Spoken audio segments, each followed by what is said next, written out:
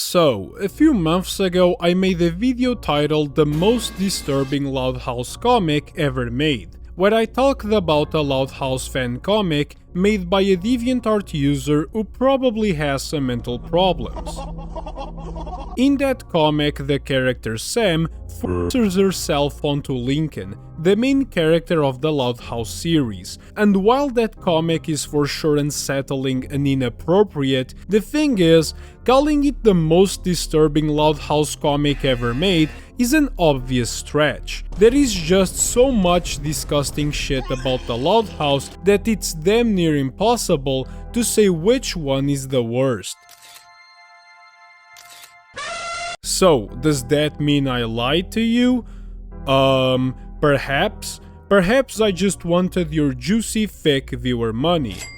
But let's forget that. Recently, I came across another Loud House comic that might actually be the most disturbing one ever made. The comic is called The Secret, and it covers a topic that I love to talk about in this channel: loudcest. Yup, I know I'm not going to beat the loudcest lover allegations anytime soon.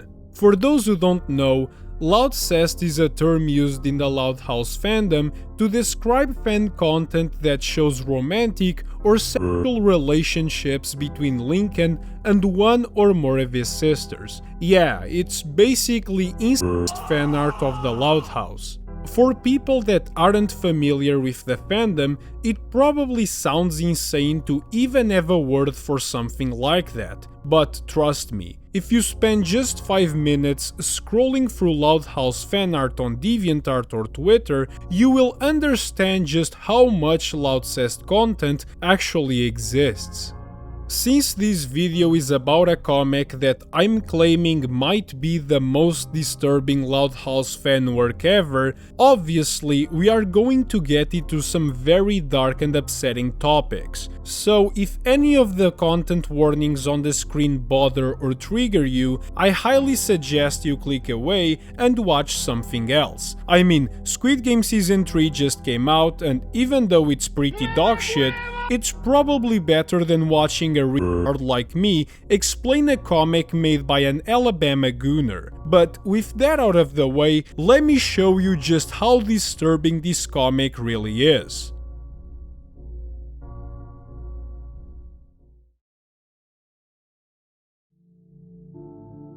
The comic already starts off with a page that I will need to censor about 90% of. Oh boy, this will be a fun video. Luna, who is one of Lincoln's older sisters, seems to be taking advantage of him, something that Lincoln doesn't seem comfortable with at all. Lincoln often expresses his discomfort with the not-so-moral actions he's doing with his sister, but Luna quickly shuts him down by being physically abusive.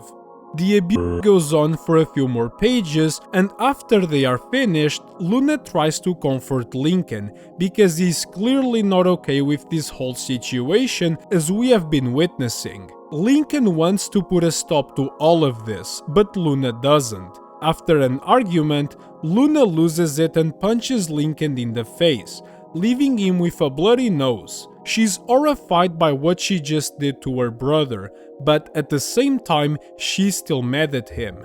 It seems like Luna and Lincoln have been having these, peculiar freaky encounters for some time now, and while at first they both might have enjoyed it, it looks like Lincoln is starting to have some second thoughts. After beating the out of Lincoln, Luna goes to take a shower, and there we see just how manipulative and abusive this bitch really is. She comes up with a plan to put some weird stuff in Lincoln's food. It's never explained what exactly it is, but it's probably something like Molly or some other shit that will knock him out so she can go abuse him again. After leaving the drug food in Lincoln's room, we get this scene showing that Luna has some kind of grudge against her older sister Lenny, who, as far as I can remember, in the Loud House series, she's just known for being kind of a dumbass. Guys, I still can't see! Open your eyes. It's a miracle! And this is how chapter 1 ends. So let's take a second to connect some dots. Luna is clearly being written as a yandere type character, which is basically a girl who's sweet and loving on the outside but has an unhealthy obsession with someone, in this case, Lincoln. She constantly gaslights herself into thinking that everything wrong she is doing is justified because it's for love. Like, yeah, I beat your ass and your food, but it's because I love you, Lincoln, not because I'm a fucking psychopath. Speaking of the stuff she put in his food, it's revealed in one of the panels that Lincoln is on some kind of medication and Luna was in charge of taking care of him, while everyone else was out of the house. So I guess what she put in his food could also be something that would cancel out his medication. The second chapter starts off with Luna having dreams about some bad memories. There's one where she's being bullied by a group of mean girls, one where she's being rejected by a boy, but the only memory that really stands out here is this one where we see Luann apologizing to Luna, saying that she never wanted any of this. For now, the meaning behind this dream is still a mystery, but it will be important later on. Luann wakes Luna up from her nightmares. Luna lost track of time while sleeping. She wanted to check if Lincoln ate the drugged food before everyone arrived home, but now her plan is falling apart, because Lori and Lenny are already upstairs checking on Lincoln. If they find out what Luna's been doing to him, she's completely cooked. Luna rushes upstairs to go check on Lincoln, only to see Lori and Lenny already there. They are talking about Lincoln's condition and medication, though it is still not specified what he really suffers from. The conversation quickly gets heated when Lenny reveals that Lincoln asked her to take care of him from now on instead of Luna. This obviously upsets Luna, as it means she will no longer be in control of Lincoln and therefore won't be able to continue abusing him. She tries to argue, but Lori, as the Giga Chad older sister, shuts it down, firmly stating that Lenny would be the one taking care of Lincoln from now on.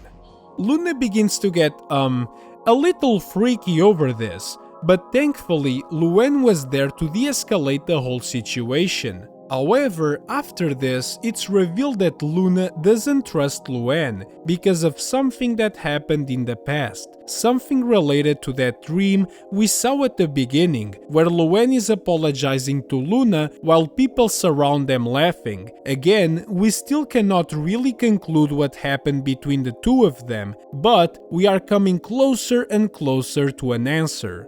At night, while everyone is asleep, Lincoln suddenly gets the urge to go to the bathroom.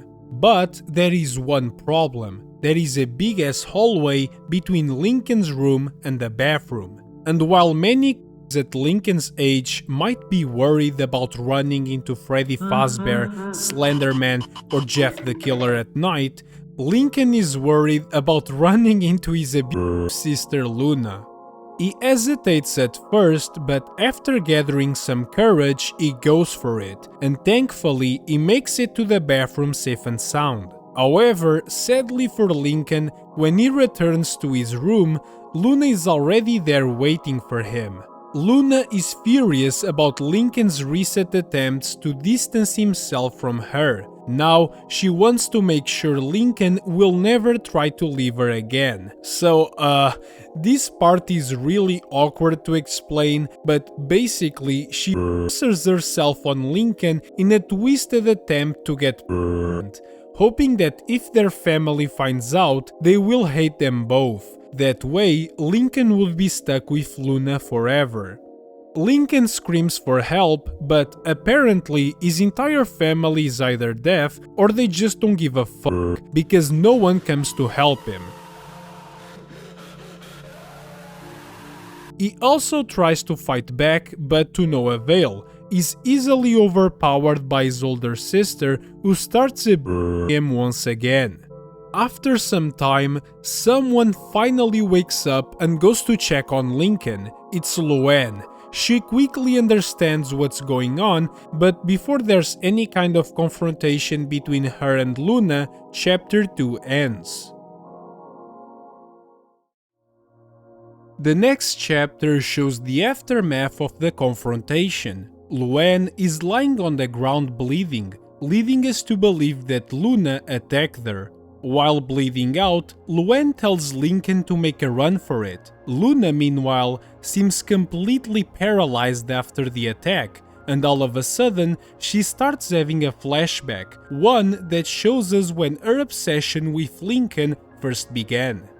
Luna and Luann are getting ready to go to school, but something is bothering Luna. She suspects that her boyfriend is just using her to get closer to her sister Lenny, but she can't be sure, at least not yet. At school, she gets picked on by some bullies who feed Luna's insecurity by saying that her boyfriend really is planning to use her to get to Lenny. Now, Luna is more paranoid than ever. She needs to go talk to her boyfriend to confirm that all of these allegations are false. But, sadly for her, he ends up confirming that the rumors are in fact true.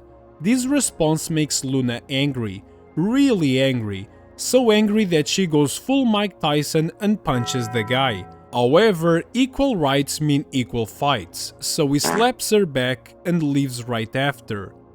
While Luna was off discovering the sad truth about her boyfriend, these bitches were busy coming up with new ways to make Luna's life even more miserable. And they have just come up with a plan that apparently involves Luna's sister, Luann. Luna goes to get some stuff from her locker and ends up finding a letter from someone claiming to be her biggest fan, asking her to meet them behind the school after class. Wow, that letter doesn't seem suspicious at all. I'm sure nothing bad will happen. After class, Luna goes behind the school like the letter said, only to find a literal fucking fan waiting for her. Bruh. Luann comes out of the bushes laughing, but judging by the look on her face afterward, it seems like she wasn't expecting to be pranking her own sister. Shortly after, the bully bitches come out of the bushes too. This was all their plan. They manipulate Luna into thinking that Luann was the mastermind behind the prank, which leaves Luna absolutely furious. Luann tries to apologize, but this is where Luna's true yandere colors come out. She threatens to kill Luann if she ever crosses her again.